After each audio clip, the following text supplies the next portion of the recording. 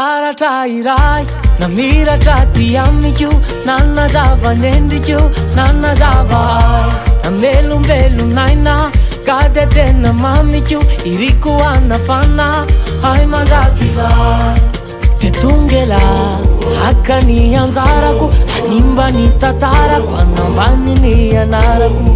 de hindranao miady ny masoandroko amingana ny ranjoko andingana miny tanjoko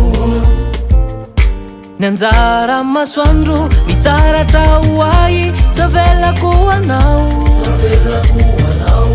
hazavana efa natao mendrikay efa natao ay ny anjara masoandro mitaratra hoay tsavelako anao hazavana efa natao mendrikay efa natao ay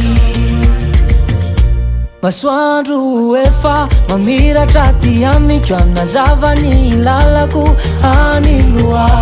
itsilo izay ombako itsilo ny hoaviko tiako faniloko mandrakizay de tongela haka ny anjarako hanimba ny tatarako anambany ny anarako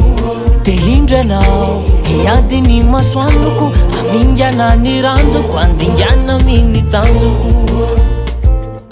ny anjara masoandro mitaratra hoay tsavelako anao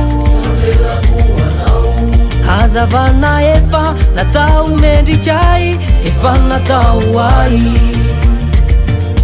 ny anjara masoandro mitaratra hoay tsavelako anao hazavana efa natao mendrikay efa natao ay